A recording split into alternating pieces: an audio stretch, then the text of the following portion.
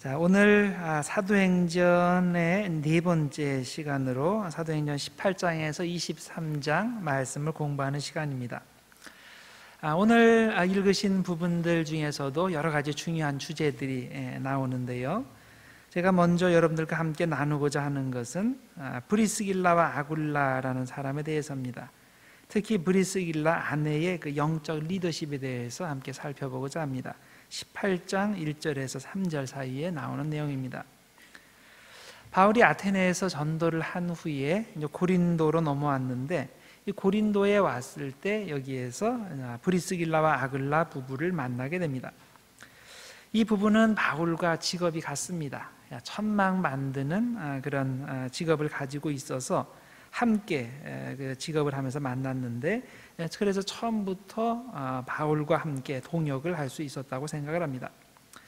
자, 이 두 사람은 이제 바울을 만나서 고린도에서 함께 사역을 하였고, 또 바울이 이제 고린도 사역을 마치고 에베소로 넘어갔을 때, 에베소로 전도하러 갔을 때 또 역시 이 부부도 이 바울을 따라가서 그곳에서 함께 그 천막 만드는 일을 하면서 그 바울의 사역을 도왔습니다. 디모데후서 4장에 보면 브리스길라 대신에 그 브리스가라는 이름이 사용되는데, 브리스길라, 브리스가 다 같은 이름입니다. 브리스가의 축약형이 브리스길라가 됩니다. 그래서 성경에 두 가지 종류의 이름이 나오는데 같은 이름이라고 보시고서 읽으시면 됩니다. 사도행전 18장 2절에 보면 이 브리스길라와 아굴라 부부가 글라우디우 황제 때에 로마에서 고린도로 이주하였다라고 나옵니다. 아굴라라 하는 본도에서 난 유대인 한 사람을 만나니 글라우디오가 모든 유대인을 명하여 로마에서 떠나라 한 고로 그가 그 아내 브리스길라와 함께 이달리아로부터 새로 온지라. 2세기의 역사가 그 수에토니우스에 의하면 이 클라우디우스 황제가 크레스투스라는 사람의 일로 인해서 유대인들을 로마에서 축출하였다라고 기록하고 있습니다. 크레스투스, 어디 많이 들어본 비슷한 이름이 있죠? 크리스투스. 그래서 아마 이 그리스도를 이 잘못 써가지고 크레스투스라고 하지 않았을까, 그렇게 생각이 됩니다. 근데 정확히는 몰라요. 그러니까 어쨌든 예수 그리스도 때문에, 혹시 아니면 크레스투스라는 사람 때문에 유대교 회당에서 소동이 일어나고, 이것이 로마 사회 전체에 해가 된다고 생각해서 클라우디우스 황제가 그런 명령을 내린 것으로 생각이 됩니다. 이 명령은 주후 49년경에 내려진 것으로 보이는데, 이 명령에 따라 브리스길라와 아굴라 부부가 고린도로 이주하였다고 나옵니다. 그런데 실제로 이 부부가 언제 정확히 고린도로 이주하였는지 알 수가 없습니다. 이 49년 바로 이후에 한 건지 아니면 더 시간이 지난 후에 갔는지 모릅니다.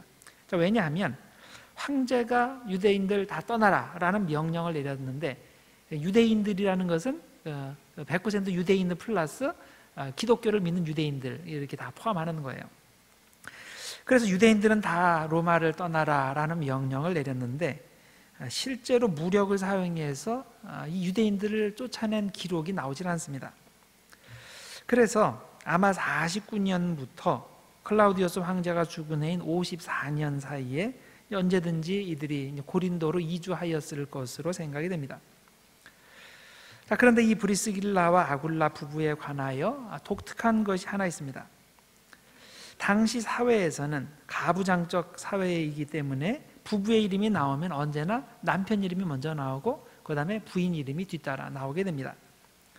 그런데 성경에 보면 딱 한 번만 제외하고는 이 모든 경우에 부인의 이름이 지금 먼저 나오고 있어요. 이게 브리스길라와 아굴라라는 표현이 대부분 사용되지, 아굴라와 브리스길라라는 표현은 딱 한 번만 성경에 등장하게 됩니다.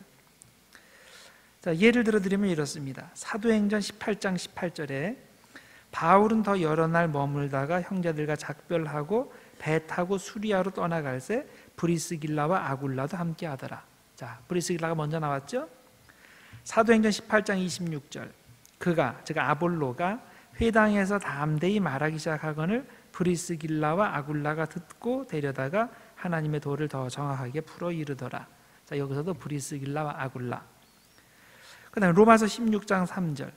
너희는 그리스도 예수 안에서 나의 동역자인 브리스가와 아굴라에게 문안하라. 자, 브리스가 아굴라, 브리스가 이름이 먼저 나오죠. 디모데후서 4장 19절. 브리스가와 아굴라와 및 오네시보로의 집에 문안하라. 자, 브리스가 이름이 여기서도 먼저 나옵니다. 그런데 딱 한 번, 고린도전서 16장 19절에서는 딱 한 번 아굴라의 이름이 먼저 등장합니다.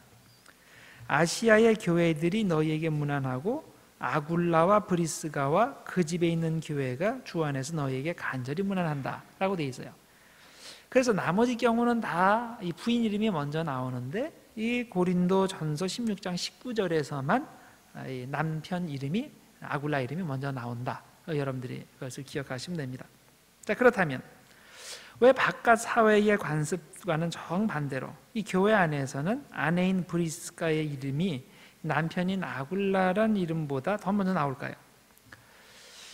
결혼하기 전에 브리스길라의 신분이 아굴라보다 더 높았기 때문에 그에 따라 이렇게 했을 것이다 라고 추측이 되기도 합니다.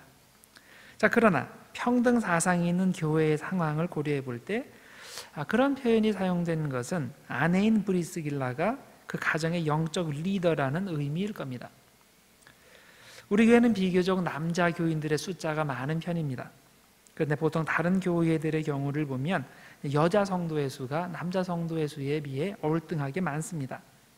평균적으로 가정의 영적 리더들 중에 여자들이 많다는 뜻이겠죠. 또 부부가 함께 신앙생활을 하는 분들의 경우에도 부인이 가정의 영적 리더인 예들을 많이 발견하게 됩니다. 하나님께서 보실 때 다른 것들은 몰라도 신앙의 면에서는 부인을 가정의 영적 리더로 보시는 경우가 많다는 말입니다. 그래서 부인이 그 가정의 영적 리더가 된 경우에 그것을 극구 부정할 필요가 없습니다. 영적 리더면 그런 줄 알고 리더의 책임을 다하시면 되는 겁니다. 중요한 것은 누가 가정의 영적 리더가 되었든 그 사람에게는 영적 리더로서의 책임이 주어진 겁니다. 만일 부인이 가정의 영적 리더라면 그가 신앙적으로 가정을 잘 이끌어야 하는 겁니다. 말을 많이 해서 이끌라는 것이 아니라 기도를 많이 해서 이끌라는 말입니다. 직접적인 명령을 통해서 남편과 아이들을 이끌라는 말이 아니라 주님의 말씀대로 순종하는 삶의 모범을 통해서 이끌라는 말입니다. 남편이 잘못된 선택을 하려고 할 때 그것에 동조하지 말고 성경적 원리에 따라 그 바른 길로 방향을 바꾸도록 노력해야 됩니다. 그런데 가만히 보면 남편이 잘못 갈 때 그것을 막지 못하고 도리어 함께 가는 경우가 있는 것을 보게 됩니다. 성경에 나오는 대표적인 예가 사도행전 5장에 나오는 그 아나니아와 삽비라의 경우겠죠. 자, 이 경우는 보통의 관례대로 남편의 이름이 먼저 등장을 합니다. 아나니아와 삽비라. 남편이 베드로 앞에서 거짓말하는 일에 주도적인 역할을 했을 겁니다. 그런데 더욱 비극적인 일은 아내가 이걸 보고서도 막지 않았다는 거예요. 그리고 함께 거짓말에 동조를 했다는 겁니다. 자, 그래서 결국 어떻게 됩니까? 그 부부가 한날에 죽음을 당하게 되었습니다. 그 둘 중에 영적 리더가 무엇이 하나님의 뜻인지 제대로 분별하고 영적 리더의 책임감을 가지고 성령님께 죄 짓는 것을 막았다면 그런 비극은 일어나지 않았을 겁니다. 여러분은 왜 부부가 있는 줄 아십니까? 서로를 돕기 위해 있는 거죠. 세상 일에서도 서로를 도와야 되지만은 당연히 신앙의 일에서도 서로를 돕기 위해서 하나님께서 부부로 만들어 주신 겁니다. 창세기 2장에 보면 하나님께서 아담을 위해서 하와를 돕는 배필로 창조하셨다라고 되어 있는데 영적 세계에서는 남편이 부인을 돕는 배필이 될 수도 있고 부인이 남편을 돕는 배필이 될 수도 있는 겁니다. 그러면 남편이나 부인이 신앙적으로 잘못된 선택을 하려 할 때 당연히 영적 리더가 되는 사람이 그걸 먼저 깨닫고 상대방을 저지시켜야 하는 것이 맞습니다. 자, 그래야 같이 살고 같이 복을 받게 됩니다. 부부는 영적으로 함께 살든지 함께 죽습니다. 한 사람이 신앙이 좋은데 영적 리더인데 그 한쪽 사람 다른 사람이 잘못되어 갈 때 그냥 놔둔다면 그거는 그 사람만 망하는 게 아니라 온 가족이 함께 망하는 겁니다. 그래서 영적 리더의 책임을 가볍게 보지 마시고 가정을 하나님께서 원하시는 방향으로 잘 이끄시길 바랍니다. 자, 그 다음에 사도행전에 보면 세례에 대한 내용들이 여기저기 많이 등장을 합니다. 사도행전은 이방 지역에 전도하여 사람들이 기독교인 되게 하는 이야기이기 때문에 당연히 개종 예식인 세례에 대한 내용이 많이 소개될 수밖에 없습니다. 자, 이번 과를 준비하기 위해서 여러분들이 읽으신 부분에도 세례 이야기가 들어가 있습니다. 19장에 보면 바울이 에베소에 와서 그곳 신자들을 만났을 때 성령을 받았느냐라고 물었습니다. 자, 이때 이들이 어떻게 대답했습니까? 우리는 성령이 계신 것도 들어본 적이 없다, 이렇게 대답을 했죠. 이미 이들에게는 아볼로가 다녀갔습니다. 자, 아볼로가 그들에게 복음을 전했고 그들에게 세례를 베풀어서 그들을 기독교인으로 만든 상태였습니다. 그런데 아볼로가 에베소를 떠난 후에 바울이 그곳에 가서 이 질문을 하였는데, 정상적인 상황이라면 그들이 예, 우리는 성령을 받았습니다, 이렇게 대답했어야 됐습니다. 그런데 그들의 대답은 바울의 예상과는 너무나도 달랐던 겁니다. 그들은 성령이 계시다는 것조차도 들어보지 못했다, 알지 못했다라고 대답을 합니다. 자, 그렇다면 분명히 아볼로가 복음을 전하고 세례를 주고 기독교인을 만들고 그리고 지나갔는데 어째서 이런 현상이 벌어진 것일까요? 아볼로가 가르친 복음이 불완전한 복음이었다라는 뜻이 됩니까? 사실 18장 24절 이하에 보면 아볼로의 가르침이 불완전한 것을 브리스길라와 아굴라 부부가 발견하고서 그를 따로 데려다가 그에게 온전한 복음을 가르쳤습니다. 아볼로는 구약 성령의 예언을 잘 풀어서 예수님이 그리스도라는 것을 가르쳤습니다. 그리고 그들에게 요한의 세례, 즉 물 세례를 베푼 것이 전부였습니다. 다시 말해서 예수님의 세례 혹은 기독교 세례를 베푼 게 아니라 예수님을 예비하는 전 단계 요한의 세례만 베풀었다는 겁니다. 그래서 그가 베푼 세례는 엄격한 의미에서 볼 때 아직 유대교의 세례이지 기독교의 세례는 아닌 겁니다. 그래서 브리스길라와 아굴라 부부가 아볼로에게 완전한 복음을 설명해 줄 필요가 있었던 겁니다. 그래서 18장 26절에 이렇게 되어 있습니다. 아볼로가 회당에서 담대히 말하기 시작하거늘 브리스길라와 아굴라가 듣고 데려다가 하나님의 도를 더 정확하게 풀어 이르더라. 18장에는 아볼로가 복음을 전하면서 무엇을 빼먹었는지 이게 나오질 않습니다. 그러나 우리가 추측해 볼 수 있습니다. 아볼로가 성령에 대한 가르침을 빼먹은 것 같습니다. 왜냐하면 바로 다음 19장에서 바울이 확인한 것이 바로 그것이었기 때문입니다. 바울은 에베소 교인들과 대화하면서 하나씩 확인에 들어갔습니다. 자, 바울이 가서 딱 보니까 뭔가 잘못되어 있어요. 그래서 그 단계별로 이제 겉에서부터 점점 깊숙이 이제 질문을 해 들어가면서 어디에서부터 잘못된 것이니 그것을 일종의 그 다이아그노스를 하고 있는 거예요. 자, 첫 번째 질문한 것이 너희가 성령을 받았느냐? 자, 그런데 그들이 대답하기를 성령이 있는지도 들어보지 못했다, 이렇게 하니까 그 다음에 두 번째 더 깊은 질문을 합니다. 자, 너희가 세례를 받았다 그러는데 그게 무슨 세례를 받은 거냐? 자, 그런데 그들의 대답이 요한의 세례를 받았다라고 대답을 한 거죠. 즉 기존의 삶을 회개하는 표시로 물 세례를 받았다라는 겁니다.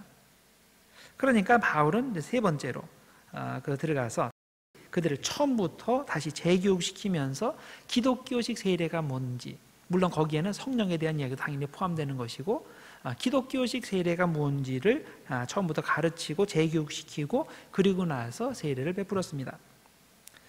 요한이 물 세례를 주면서 한 말이 있지 않느냐? 나는 물로 세례를 주지만은 내 위에 오시는 분은 나보다 더 크시고 그분이 불과 성령으로 너에게 세례를 주실 것이다. 자, 이렇게 말했는데 바로 그분이 예수 그리스도이시다. 그러니까 그 예수 그리스도의 이름으로 세례를 받아야 된다라고 이야기한 거죠. 자, 이렇게 바울은 그들에게 온전한 복음을 전해주고 다시 그들에게 세례를 베풀었습니다. 그들에게 주 예수의 이름으로 세례를 베푸니까 성령이 그들 위에 임하고 또 그러자 그들이 방언도 하고 예언도 했다는 내용입니다. 사도행전 8장에 보면 이 19장과 상황이 비슷하게 전개되고 있는 것을 발견합니다. 사도행전 8장 12절 이하에 보면 빌립의 전도로 사마리아 사람들이 세례를 예수를 믿고 이제 세례를 받았는데, 나중에 그 베드로와 요한이 그곳에 가서 다시 확인을 했죠. 확인해 보니까 딴 건 다 좋은데 그들이 성령을 받지 않은 것을 확인을 했습니다. 그래서 이 베드로와 요한이 그들에게 안수해서 성령이 내리기를 위해서 기도했습니다. 그럴 때 그들에게 성령이 임했다는 이야기, 사도행전 8장에 나오는 내용입니다. 그래서 8장이나 19장이나 세례가 이루어지고 나서 나중에 다른 사도가 가서 확인해 보니까 아직 성령이 임하지 않은 것을 발견하고, 그들을 위해서 성령을 위해서 기도할 때 그들에게 성령이 임했다. 자, 여기까지는 이 두 이야기가 비슷하게 전개가 됩니다. 그런데 다른 점은 이 8장에서는 사도가 다시 세례를 주지 않고 성도들에게 손만 얹고 기도했습니다. 그리고 성령을 내리게 했습니다. 그런데 19장에서는 처음 세례 교육부터 처음부터 다시 세례 교육을 시작하고 그 다음에 세례식을 시행하고, 그러고 나니까 그 다음에 성령이 임했다는 겁니다. 자, 왜 이렇게 비슷하게 둘 다 성령을 받지 못한 건데 이렇게 큰 차이가 있는 것일까요? 기독교 세례에는 4단계가 있다는 것을 이해하시면 왜 8장의 경우는 다시 세례를 주지 않았고 19장의 경우는 다시 세례를 주었는지가 이해가 될 것입니다. 자, 기독교 세례는 다음에 4가지로 진행이 됩니다. 자, 첫 번째 단계는 회개입니다. 복음을 듣고 죄를 깨닫고 죄를 회개하는 것. 그래서 이 죄를 회개하고 씻는다라는 것이 물이라는 상징물을 통해서 나타나는 거죠. 그 첫 번째 단계가 회개예요. 자, 그다음에 두 번째 단계는 믿음입니다. 예수를 영접하고 그분께 나 자신의 삶을 드리는 겁니다. 자, 믿음이라는 것은 단순히 입으로만 고백하는 걸 의미하는 것이 아니에요. 정말 예수님이 나의 주님이라는 것을 믿고 내 삶을 전체 주님께 드리는 것, 헌신해. 거기까지 가야 그 다음에 세례식이 이어지는 거예요. 그래서 첫 번째가 회개, 두 번째 단계가 믿음, 근데 세 번째 단계가 이제는 물 세례를 받는 겁니다. 그래서 물이라는 이 상징을 통해서 죄를 씻고, 죄를 씻는 것뿐만이 아니라 더 나아가서 예수 그리스도에게로 연합하는 것입니다. 그래서 세례에는 두 가지 중요한 그런 요소가 있는 거예요. 죄로부터 씻는 것이 씻고 죄로부터 나오는 것이 있고, 나와서 가만히 있는 게 아니에요. 어디로 들어가야 되는데 바로 예수 그리스도의 새로운 은혜로 들어가는 거예요. 그래서 어디서 나와서 어디로 들어가는 건데, 이 반만 하면 이제 불완전한 그런 세례가 되는 거죠. 자, 그래서 첫 번째 단계가 회개, 두 번째 단계가 믿음, 세 번째 단계가 물세례, 네 번째 단계가 성령의 임재입니다. 세례 받을 때 성령이 임하십니다. 자, 우리가 이 네 단계를 이해하면 왜 사도행전 8장에서는 두 번째 세례가 이루어지지 않고 그냥 사람들에게 안수하여 성령이 내리게 했는지 이해하게 됩니다. 사도행전 8장에 나오는 사마리아 사람들이 다시 세례 받을 필요가 없었던 것이, 그들은 기독교 세례에 필요한 이 네 가지 단계 중에서 마지막 단계만 빠졌기 때문이에요.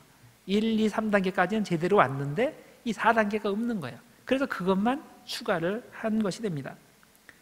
그들은 이미 빌립을 통해서 복음을 들었고 회개했고 예수를 영접했고 그 후에 주님을 위해 살기로 신앙 고백을 했고 그리고 물세례를 받았습니다. 그들은 이렇게 이미 세 번째 단계까지 왔기 때문에 다시 기독교식 세례 교육을 받고 또 세례식을 받을 필요가 없었던 겁니다. 그러나 19장의 에베소 사람들은 유대교의 세례 혹은 아주 좋게 말해도 대단히 불완전한 기독교식 세례를 받았기 때문에 처음 기독교식 세례 교육부터 시작을 했던 겁니다. 사도행전에 나타난 세례와 관련하여 우리가 분명히 이해해야 할 사항들이 몇 가지가 있습니다. 네 가지를 말씀드리면요. 첫 번째로, 세례 받으면 죄가 씻어질까라는 겁니다. 왜냐하면 이 사도행전에 이제 그 구절, 이와 관련된 구절들이 나옵니다. 너희가 세례 받고 죄 사함을 받으라, 이런 구절들이 나오는데, 그런 걸 보면 세례를 받으면, 원래 죄가 있던 사람들이 세례 받으면 어떤 작용인지 몰라도 죄가 그 즉시로 씻어지는가? 그렇게 생각할 수가 있죠. 자, 세례를 받으면 죄가 씻어지는가? 바울이 유대인들 앞에서 자신이 부활하신 예수를 체험한 것을 증언하면서 이런 말을 했습니다. 주님께서 명령하셨다는 거예요. 사도행전 22장 16절. 이제는 왜 주저하느냐? 바울에게 이제 말씀하시는 거예요. 이제는 왜 주저하느냐? 일어나 주의 이름을 불러 세례를 받고 너희의 죄를 씻으라 하더라. 자, 세례를 받고 너희의 죄를 씻으라. 그러면 세례식 자체가 죄 사함의 능력이 있다는 말일까요? 세례를 받으면 자동적으로 죄가 씻어진다는 뜻일까요? 그렇지 않습니다. 물 자체가 죄 사함의 능력이 있다는 말이 아니라 주님의 십자가를 바라보는 믿음을 가지고 세례를 받을 때 죄 사함의 은혜가 임한다는 겁니다. 베드로전서 3장 21절이 이 점을 분명히 하고 있습니다. 물은 예수 그리스도께서 부활하심으로 말미암아 이젠 너희를 구원하는 편이 곧 세례라. 자, 세례를 물은 곧 구원의 표, 상징, 표시 그런 거죠. 이는 육체에 더러진 것을 제하여 버림이 아니요. 그 물 자체가 씻는 게 아니라 하나님을 향한 선한 양심의 강군이라.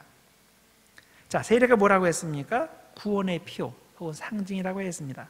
이 표, 상징이라는 이 단어가 안티티푸스라는 단어예요. 안티티푸스.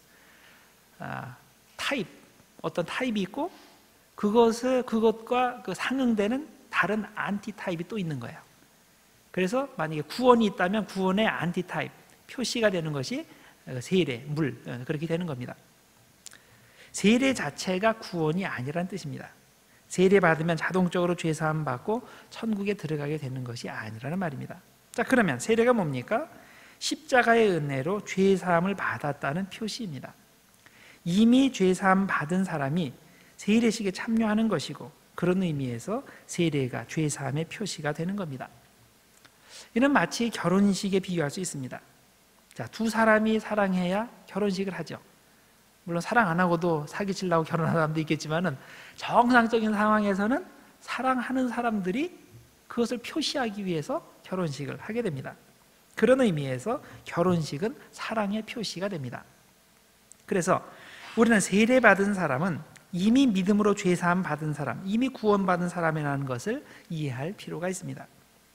22장 16절을 다시 자세히 읽어보면 아나니아가 바울에게 세례받고 죄를 씻으라고 하지 않고 주의 이름을 불러서 세례를 받고 죄를 씻으라고 했습니다.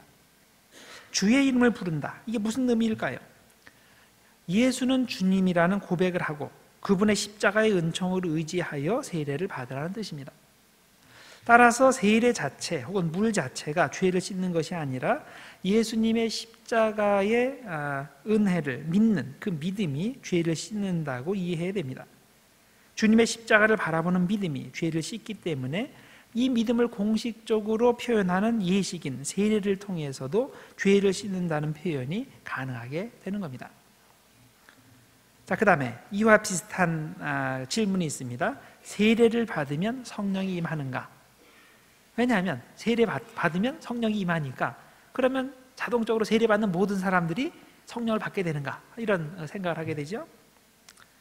자, 세례를 받으면 성령이 임하는가? 1차적인 의미에서는 그렇지 않습니다. 세례 자체가 성령이 임하게 하지 않습니다. 그러나 2차적인 의미에서는 그렇다고 말할 수 있습니다. 세례 받을 만한 믿음이 있는 사람은 이미 성령이 임한 사람입니다. 그래서 세례를 통해 성령이 임한다는 표현이 가능한 것입니다. 예수의 이름으로 세례받는 것과 성령 받는 것은 항상 연결되어 있습니다. 사도행전 2장의 오순절 강림 사건은 이미 예수의 이름으로 세례받은 제자들에게 성령이 임한 사건입니다. 또한 오순절 성령 체험을 한 베드로가 백성들에게 나가서 설교하면서 세례와 성령의 관계를 이렇게 설명을 했습니다. 사도행전 2장 38절에 베드로가 이르되 너희가 회개하여 각각 예수 그리스도의 이름으로 세례를 받고 죄 사함을 받으라. 그리하면 성령의 선물을 받으리니. 자, 세례를 받으면 성령을 선물로 받는다고 하였죠. 한편 사도행전 10장에서는 베드로가 고넬료 집에 모인 사람들에게 복음을 전했을 때 그들이 아직 세례를 받지 않은 상태였는데 그들에게 성령이 임했습니다. 베드로는 그들에게 성령이 임한 것을 보고서 그리고 나서 그들에게 세례를 베풀었습니다. 그래서 이 경우는 보면 성령이 먼저 임하고 그 다음에 세례식이 있었던 거죠. 자, 그런데 사도행전 16장에 보면 루디아와 그녀의 가족이 세례를 받을 때 성령을 받았다는 언급이 전혀 나오질 않습니다. 물론 그렇다고 그녀에게 성령이 임하지 않은 것은 아닙니다. 성령이 임했고 성령이 역사했기에 그녀가 자신의 집을 개방해서 자신의 집을 가정교회로 만들었고 바울의 선교 사역을 열심히 도울 수 있었습니다. 이렇게 보면 이 세례와 성령의 관계는 서로 밀접하지만 아주 다양한 것을 보게 됩니다. 어떤 경우에는 세례를 받은 후에 성령이 오셨고 성령이 임했고, 또 어떤 경우에는 성령이 먼저 임한 다음에 그 다음에 세례가 뒤따라왔고, 또 어떤 경우에는 세례 받을 때 성령 이야기가 전혀 나오지 않았습니다. 자, 그렇다면 우리는 세례와 성령의 관계를 어떻게 이해해야 될까요? 세례 자체가 죄를 사하는 것이 아닌 것처럼 세례 자체가 성령이 임하게 하는 것이 아닙니다. 자, 그러면 무엇이 성령이 임하게 합니까? 세례 받는 사람의 믿음이 죄사함의 은혜가 임하게 하는 것처럼 그의 믿음이 성령이 임하게 하는 것입니다. 그래서 세례 받는 이의 믿음을 통해서 세례 이후에 성령이 임하기도 하고 세례 이전에 성령이 임하기도 하는 것입니다. 그래서 로마서 8장 9절은 예수 믿는 모든 사람은, 믿는 사람은 이미 모두 성령을 받았다라고 설명합니다. 로마서 8장 9절, 만일 너희 속에 하나님의 영, 즉 성령이 거하시면 너희가 육신에 있지 아니하고 영에 있나니 누구든지 그리스도의 영이 없으면 그리스도의 사람이 아니라. 그리스도를 영접하여 그리스도인이 된 사람은 이미 그리스도의 영, 즉 성령이 임한 사람인 겁니다. 고린도전서 12장 3절도 같은 내용입니다. 하나님의 영으로 말하는 자는 누구든지 예수를 저주할 자라 하지 아니하고 또 성령으로 아니하고는 누구든지 예수를 주시라 할 수 없느니라. 자, 예수님을 주님으로 고백하고 예수를 영접한 사람은 이미 성령이 임한 사람인 겁니다. 그래서 세례 받으면 성령이 임하는가? 자, 자동적으로 그렇게 되지는 않습니다. 왜냐하면 세례의 행위 자체가 성령이 임하게 하는 것이 아니라 세례받는 사람의 믿음을 통해서 성령이 임하기 때문입니다. 그러나 세례받는 사람은 모두 성령이 임한 사람이기 때문에 그런 의미에서 세례받으면 성령이 임한다고 표현할 수도 있는 겁니다. 그 다음에 세 번째, 세례를 받긴 받았는데 다시 한번 또 받아도 되는가? 세례를 2번 받아도 되는가? 왜냐하면 이게 사도행전에 보면 세례를 2번 받은 그런 케이스가 나오지 않습니까?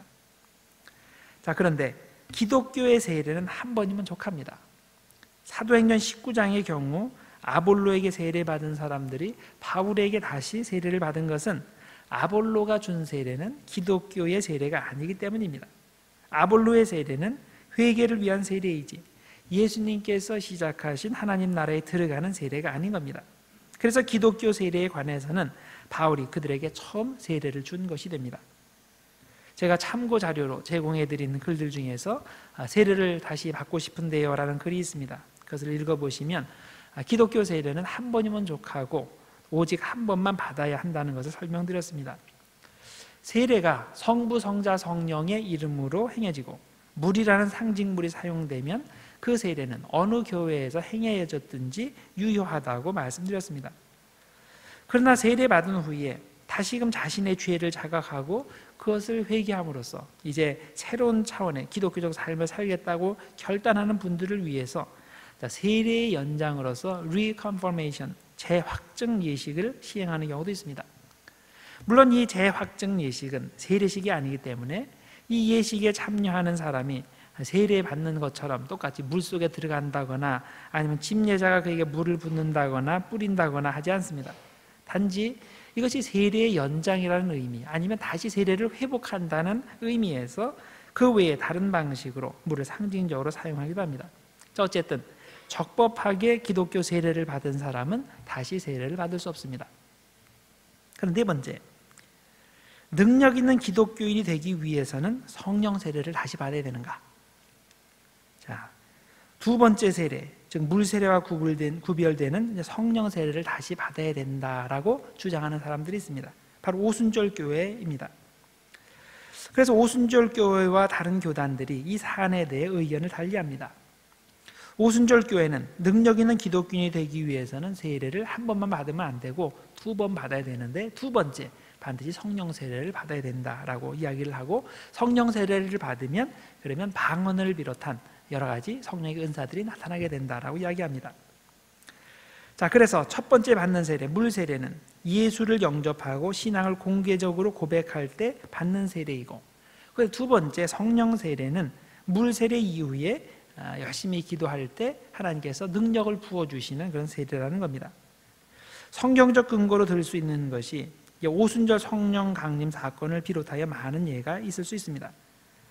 사도행전 2장에 보면 제자들이 오순절에 모여서 함께 기도할 때 성령이 내리는 것을 체험했는데, 이것은 물 세례 이후에 나타난 두 번째 현상이었습니다. 그들은 성령 세례를 받고서 능력 있는 그런 전도자가 되었죠. 사도행전 8장에서는 빌립이 사마리아에서 전도해서 그 사람들이 예수 믿고 물 세례를 받았는데, 나중에 베드로와 요한이 그곳에 가서 그들에게 안수하여 성령을 받게 했습니다. 이것을 성령 세례라고 부릅니다. 사도행전 10장에 가면 베드로가 고넬료의 가정에게 물 세례를 베풀었는데, 이는 그들이 성령을 받은 이후에 행해졌습니다. 이 경우에는 성령 세례가 먼저 이루어졌지만 물 세례와 성령 세례가 서로 다른 사건임을 보여준다는 겁니다. 또 요한복음 3장 5절에 보면 예수님께서 니고데모와 대화하실 때 니고데모에게 말씀하셨죠. 사람이 물과 성령으로 거듭나지 않으면 하나님 나라에 들어갈 수 없다. 자, 이때 이 두 가지 물과 성령, 이 이야기가 바로 물 세례, 성령 세례를 얘기하는 거다, 의미하는 거다라고 오순절 교회는 주장을 합니다. 그래서 오순절 교회는 이런 성서적 근거에 따라서 물 세례와 성령 강림을 서로 다른 시간에 행해지는 구별된 사건으로 설명하고, 이 두 번째 세례인 성령 세례가 임해야 능력 있는 신자가 된다고 믿습니다. 예를 들 때 이는 마치 컵에 물을 붓는 것에 비유를 합니다. 우리가 컵에 물을 부으면 어느 정도 반이 차든지 4분의 3이 차든지 찹니다. 그런데 밖에서는 그것이 물이 얼마나 들어있는지 그게 보이지가 않습니다. 그런데 계속 컵에 물을 계속 부으면 그럼 물이 이렇게 넘쳐 흐르게 나오고, 그러면 밖에서 볼 때 물이 이렇게 흘러 넘치는구나 라고 목격하게 된다는 겁니다. 자, 이와 같이 성령 세례를 받은 사람은 이렇게 흘러 넘치는 그런 것을 보여주기 때문에 다른 사람들, 주변 사람들이 성령을 받은 것을 이제 알게 된다는 겁니다. 그래서 컵이 어느 정도 물을 담고 있는 상태는 우리가 예수 믿고 구원받은 것을 의미합니다. 성령을 어느 정도 소유하고 있는 거죠. 그런데 그것으로 성령의 능력이 밖으로 나타나지가 않습니다. 그러나 성령 세례를 통해서 컵에 물이 많이 부어지면 컵이 넘쳐 흘러서 성령의 능력이 밖으로 넘쳐나게 되는 겁니다. 이것이 오순절 성령 강림 때 일어난 현상이라는 겁니다. 제자들이 성령 충만하여 방언을 말하고 기적을 행할 때 다른 사람들이 그것을 목격한 겁니다. 이것이 오순절 교회가 성령 강림을 두 번째 세례로 이해하는 방식입니다. 그러나 오순절 교회 이외의 교단들은 성령이 임하는 것을 다르게 이해합니다. 다른 교단들은 성령이 물 세례와 상관없이 신자들의 영혼에 임한다고 믿습니다. 우리가 처음 예수를 영접하고 물 세례를 받을 때 성령을 어느 정도 양만 받고 그 다음에 성령 세례 받을 때 풍성이 넘치게 받는 게 아니라, 우리가 성부, 성자, 성령의 이름으로 세례를 받을 때 완전한 분량의 성령을 받는다라고 믿습니다. 그러면 어떤 사람에게 방언이라든가 병고침이라든가 예언이라든가 이런 성령의 은사가 주어지는 것을 어떻게 설명할 수 있습니까? 예수 믿고 성령 받은 사람들 중에 하나님의 뜻에 따라서 어떤 사람들에게는 그런 특별한 성령의 은사가 나타날 수 있다는 겁니다. 자, 그러면 이 둘 중에 어느 것이 올바른 성서 해석일까요? 저는 어느 쪽의 해석도 성서적 근거가 있다고 생각을 합니다. 단, 능력 있는 성도가 되려면 반드시 방언 같은 특별한 은사가 동반된 성령 세례를 받아야 한다고 강요하지만 않으면, 성령 강림을 두 번째 사례로 보든지 세례로 보든지 아니면 필요에 따라 어떤 사람들에게 주어지는 특별한 은사라 보든지 별 상관이 없다고 생각합니다. 우리가 성령 강림을 어떤 방식으로 이해하든 더욱 풍성한 성령의 은사를 사모하는 것이 맞습니다. 고린도전서 12장 31절에 보면 너희는 더욱 큰 은사를 사모하라 라고 하였습니다. 우리가 하나님께 더 크게 쓰임받기 위해서는 당연히 더 큰 은사가 필요하고, 그래서 더 큰 은사를 위해서 우리에게 주시기를 위해서 기도해야 됩니다. 더 큰 은사를 사모하는 자에게 하나님께서 그 은사를 내려주십니다. 자, 그런데 우리가 받을 수 있는 은사 중에서 가장 큰 은사가 뭐라 그랬습니까? 바로 사랑의 은사라고 하였죠. 사랑의 은사가 가장 큰 은사라고 하였습니다. 고린도전서 12장 31절을 보면 이렇게 되어 있어요. 너희는 더욱 큰 은사를 사모하라. 내가 또한 가장 좋은 길을 너희에게 보이리라. 자, 그리고 나서 바로 다음 절인 13장 1절 이하의 사랑의 은사에 대해서 쭉 설명을 합니다. 그래서 결론적으로 성령의 임재 혹은 성령 세례에 대해서 이렇게 정리하시면 됩니다. 성령 충만을 받으면 능력이 생기는 것은 맞습니다. 이것을 두 번째 세례인 성령 세례로 부를 수도 있고, 물 세례 때 내리는 성령이 어떤 사람의 경우 특별한 은사로 나타나는 것으로 이해할 수도 있습니다. 그러나 어떤 경우로 해석하든지 성령을 받으면 능력이 생기는 것은 맞습니다. 그런데 신자의 삶에서 성령 주시는 가장 큰 은사가 뭡니까? 바로 사랑의 은사입니다. 방언이나 예언이나 병 고침 같은 은사가 아닙니다. 따라서 우리는 성령의 다양한 은사를 구해야 되고, 특히 사랑의 은사를 구해야 하는 것이 맞습니다. 그래서 이상 세례에 대해서 제가 설명을 드렸는데, 그 밖에도 여러 가지 더 설명드릴 사항이 있지만 기본적으로 세례에 대해서, 사도행전에 나타나는 세례에 대해서 이 정도로 여러분들이 알아두시면 되겠습니다. 자, 그 다음에 사도행전 20장에 가면 아주 흥미로운 에피소드가 하나 등장합니다. 바로 유두고 사건입니다. 유두고가 설교 시간에 졸다가 3층에서 아래로 떨어지는 이야기죠. 성경에 왜 이런 이야기가 들어가 있을까요? 당시에도 예배 시간에 조는 사람들이 많아서 경고를 하기 위해서 이 내용이 사도행전에 들어가 있을까요? 혹시 지금도 조시는 분 있으면 정신이 바짝 드실 수 있겠는데요. 그럴 수도 있고 안 그럴 수도 있습니다. 왜 그런지 몰라요. 그런데 어쨌든 우리는 이 이야기를 읽으면서 이 조는 문제를 한번 생각해 볼 필요가 있습니다. 사도행전 20장 7절에 이런 말씀이 있어요. 그 주간의 첫날에 우리가 떡을 떼려 하여 모였다라고 되어 있습니다. 자, 그 주간의 첫날에 떡을 떼기 위해서 모였다. 자, 이것은 주일 예배를 뜻하는 표현입니다. 떡을 뗀다라는 말은 성찬식을 한다는 말이에요. 당시에는 매주 모일 때마다 성찬식을 했어요. 말씀 듣고 성찬식하고. 당연히 예배 시간이 길었겠죠. 그렇죠? 자, 유대인들에게 주간의 마지막 날은 토요일입니다. 그리고 토요일은 공휴일이에요. 그래서 사람들이 그날 모여서 회당에서 예배를 드립니다. 자, 그러면 그 주간의 첫날은 무슨 요일이죠? 일요일이에요. 이 일요일은 일하는 날이에요. 토요일이 공휴일이고, 지금 옛날의 일요일이 요즘의 월요일과 비슷한 거예요. 공휴일이 끝나고 나서 일요일이면 일하러 가야 돼요. 그래서 기독교인들은 일요일 낮에 일을 하다 보니까 예배를 드리기 위해서 항상 밤에 모여서 예배를 드려야 됐습니다. 그런데 그날따라 바울의 설교가 길었던지 유두고가 창틀에 앉아서 설교를 듣다가 꾸벅꾸벅 졸기 시작하고, 그게 너무 심하게 졸다 보니까 3층 아래로 떨어져 버렸습니다. 사람들이 급히 가서 보니까 죽었어요. 그래서 바울을 보고 와서 이것 좀 어떻게 좀 해결 좀 해달라고 그러니까 바울이 이렇게 해보니까 아직 죽지는 않았습니다. 그래서 다시 인전 회복시키고 잠깐 쉬고 그랬는데, 만일 그 유두고가 죽었다면 그날 집회가 계속되기 힘들었을 겁니다. 자, 그리고 이런 상황이면 바울이 예배를 빨리 끝낼 법도 한데, 바울은 정말 대단한 사람입니다. 잠깐 쉬었다가 그 다음에서 계속 또 설교를 하기 시작했는데, 언제까지 설교했냐면 다음날 새벽 동틀 때까지 설교를 했다는 겁니다.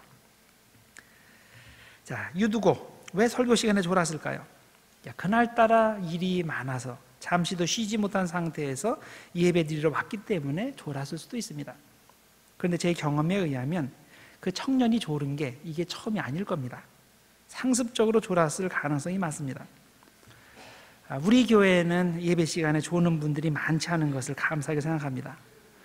물론 조는 분들이 많지 않다는 얘기는 조금 있다는 얘기죠. 그런데 조는 분은 어쩌다가 한 번 조는 게 아니라 매번 제가 볼 때마다 상습적으로 조십니다.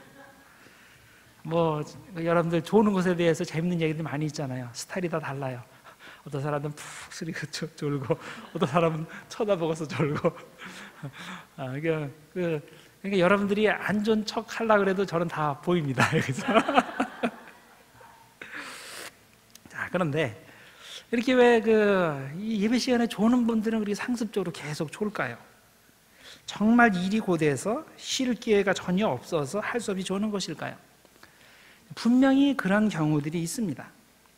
그런 분들은 그런데 일하는 시간을 조정할 필요가 있습니다.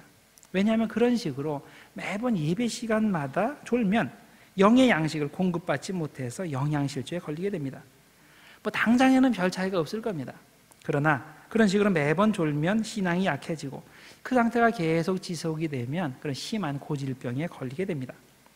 예배를 통해 하나님의 은혜를 체험하지 못하면 건강한 신앙생활을 할 수 없습니다. 그래서 우리는 예배에 집중할 수 있도록 여러모로 준비를 잘 하셔야 됩니다.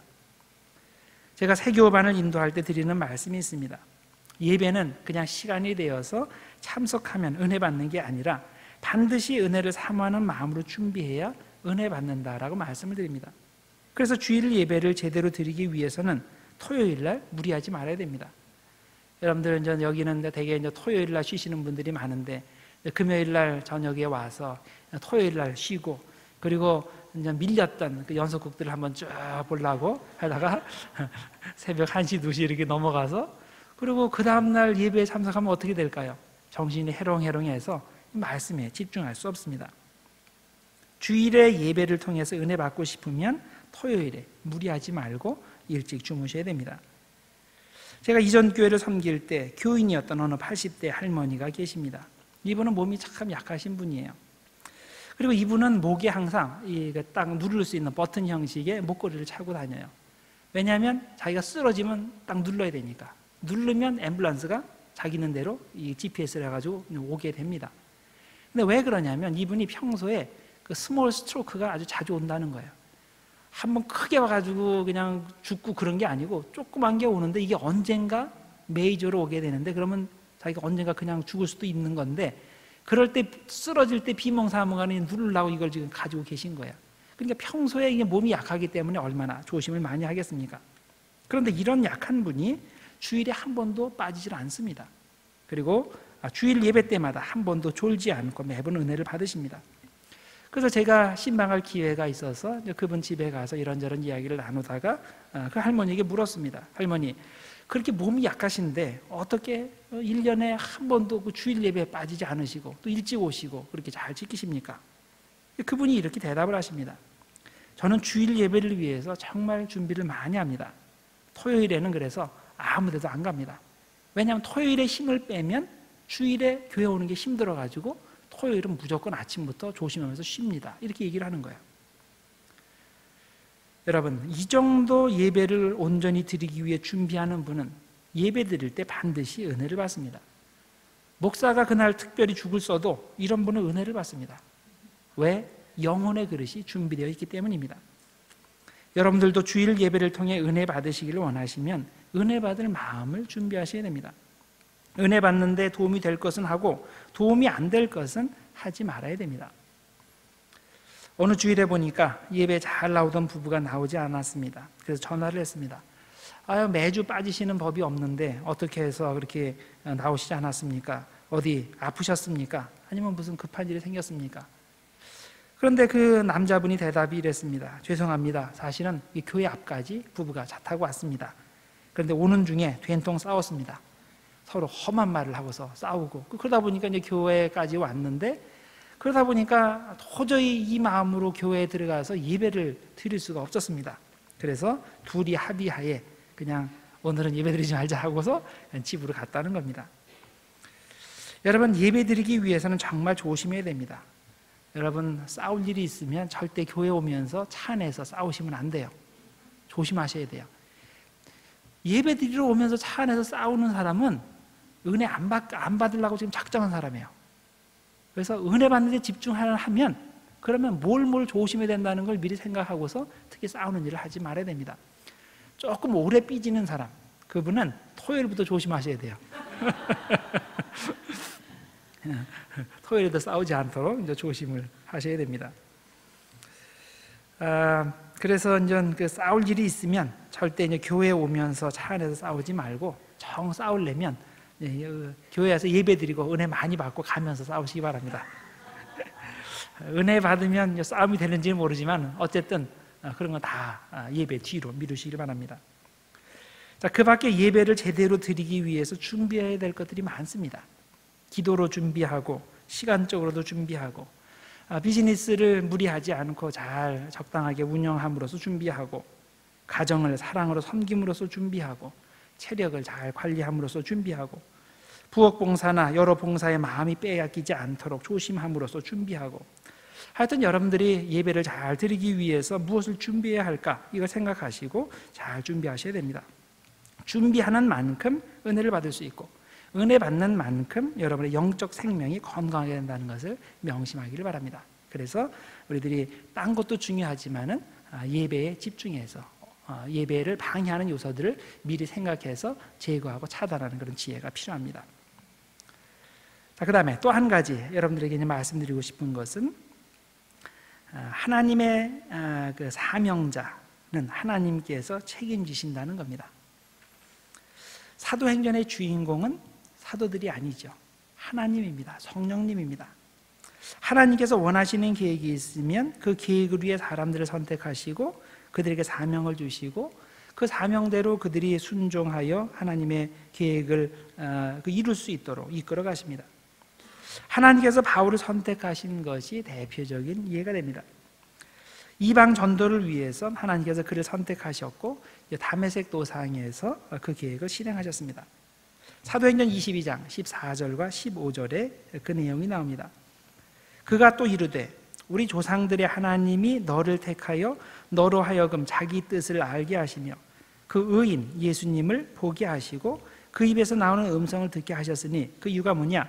네가 그를 위하여 모든 사람 앞에서 네가 보고 들은 것의 증인이 되리라. 자, 모든 사람 앞에서 증인이 되게 하시려고 바울을 선택하셨다는 거죠. 또 22장 21절 나더러 또 이르시되 떠나가라 내가 너를 멀리 이방인에게로 보내리라 하셨느니라. 자, 하나님께서는 모든 사람들 특히 이방인들 앞에서 증인이 되는 사명을 주시기 위해 바울을 선택하셨다는 겁니다. 그런데 문제는 바울이 이렇게 하나님께서 맡겨주신 사명대로 증인의 역할을 감당하려고 하는데 자꾸만 대적하는 사람들이 많아지는 겁니다. 가는 곳마다 자신의 증언을 받아들이는 사람보다는 받아들이지 않고 더 나아가 그런 증언을 하는 자기를 죽이려 하는 사람들이 이 숫자가 비교도 되지 않을 만큼 이제 많아지는데 이게 어떻게 된 겁니까? 사도행전 18장이 설명하는 고린도의 상황도 예외가 아닙니다. 바울이 고린도 회당에서 복음을 전할 때 그 사람들이 전혀 복음을 받아들이지 않는 겁니다. 그러자 그는 회당 옆에 사는 이 디도 유스도의 집으로 들어가서 그곳에 머물면서 복음을 전했습니다. 자, 그날 밤에 그런데 하나님께서 환상 중에서 이런 말씀을 주셨습니다. 18장 9절과 10절입니다. 밤에 주께서 환상 가운데 바울에게 말씀하시되 두려워하지 말며 침묵하지 말고 말하라. 내가 너와 함께 있음에 어떤 사람도 너를 대적하여 해롭게 할 자가 없을 것이니 이는 이 성중에 내 백성이 많음이라 하시더라. 자, 왜 하나님께서 바울에게 두려워하지 말며 침묵하지 말고 말하라고 하셨을까요? 그거는 바울이 두려워했기 때문입니다. 다른 곳은 몰라도 여기서는 침묵하고 증인의 사명을 피하고 싶어 했기 때문입니다. 그래서 두려워하지 말아라, 침묵하지 말아라라고 말씀하신 거겠죠. 또 왜 하나님께서 바울에게 이 성중에 내 백성이 많다라고 하셨을까요? 바울은 고린도에는 자신의 증언을 받아들일 사람이 하나도 없다고 느꼈기 때문입니다. 그래서 하나님께서는 절대로 그렇게 생각하지 말라고 말씀하신 겁니다. 너는 두려워하지도 말고 침묵하지도 말라. 열심히 증인의 사명을 감당해라. 내가 너와 함께 할 것이다. 어떤 사람도 너를 대적하게 해서 해치지 못하게 할 것인데 내 눈에는 안 보이겠지만은 이 성중에는 내 백성들이 지금 많이 있다. 이렇게 말씀해 주신 겁니다. 그래서 바울은 이 말씀을 듣고 이 말씀에 힘입어서 고린도에서 담대히 증인의 사명을 감당해서 1년 6개월 동안 그곳에 머물러 있었습니다. 자, 이것이 이제 18장에 나오는 내용입니다. 이렇게 하나님께서 사명 주시고 보내시면 반드시 하나님께서 책임지십니다. 절대 눈에 보이는 상황 때문에 실망하면 안 됩니다. 현재 모습만 보고 두려워하면 안 됩니다. 사명 주신 하나님을 신뢰해야 됩니다. 열왕기상 18장에 보면 사명 주신 하나님을 신뢰하지 못하고 두려움에 빠진 선지자 이야기가 나옵니다. 바로 엘리야 선지자입니다. 열왕기상 18장에 보면 엘리야가 바알 선지자 450명과 아세라 선지자 400명을 대상으로 상대로 목숨을 건 대결을 펼치는 장면이 나옵니다. 불로응답하는 신이 진짜 신일 테니까 너희들이 먼저 너희들 신들을 불러봐라. 그리고 불이 내리면 그러면 내가 굴복하겠다. 그렇게 이야기를 했죠. 자, 그래서 바알 선지자들 또 아세라 선지자들이 제단에 그 제물을 올려놓고 그 자신들의 신이 이 불을 내리기를 위해서 열심히 기도했는데 하루 종일 이름을 부르며 기도했는데 불이 내리지 않았죠. 그 다음에 이제 엘리야가 나섰습니다. 자신이 하나님께 기도를 올렸고 그러자 하늘에서 불이 내려서 이제 제단을 살랐습니다. 자, 이제 하나님이 참이심이라는 것을 증명이 되자 엘리야는 그 자리에 모인 바알과 아세라 선지자들을 모두 잡아서 처형시켰습니다.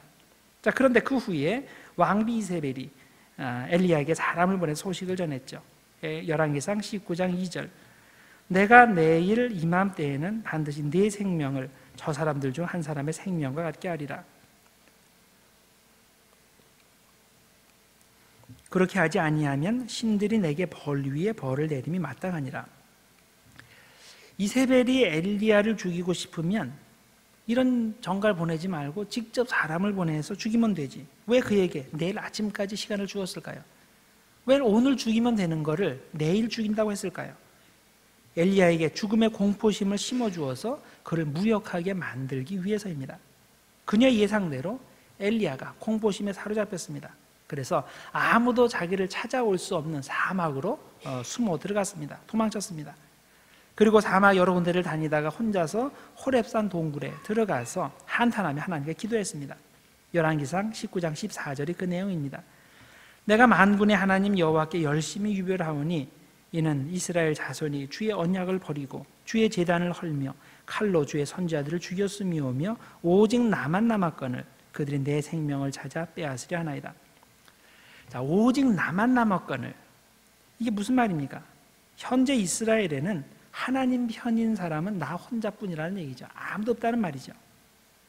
자기를 도울 사람이 하나도 없고 자기 말을 들어줄 사람도 하나도 없다는 뜻입니다.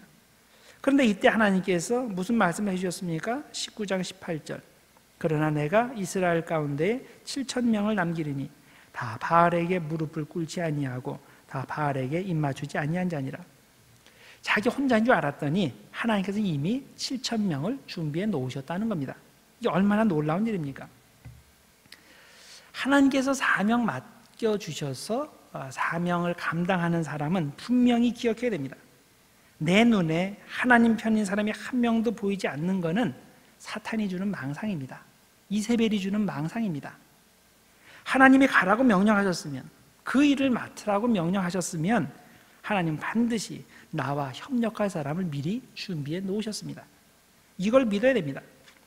눈에 보이는 겉모습만 보고 실망하면 안 됩니다.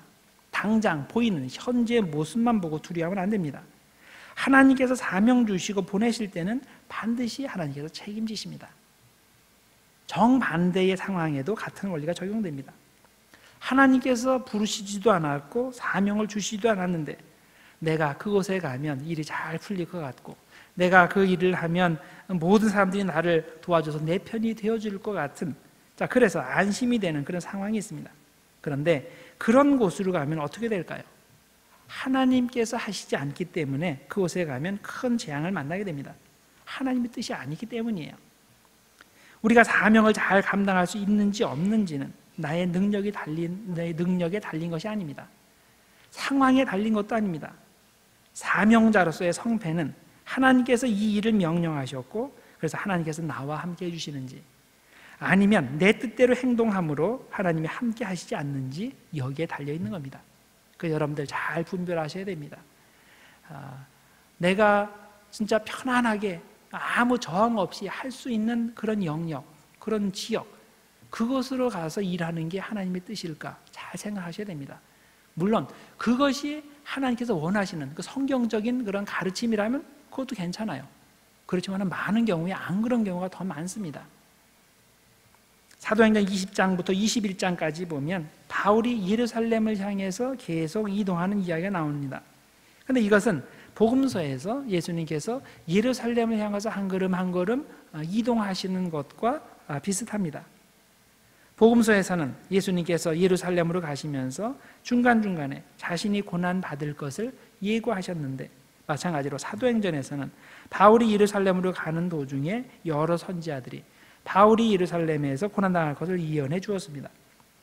또 복음서에서는 예수님께서 예루살렘에서 고난당하는 것을 아시면서도 그것이 하나님의 뜻이기 때문에 자발적으로 그곳에 가셨는데, 사도행전에서도 바울이 예루살렘에서 가면 고난이 기다린다는 것을 알면서도 그것이 하나님의 뜻이기 때문에 자발적으로 그곳에 갔습니다.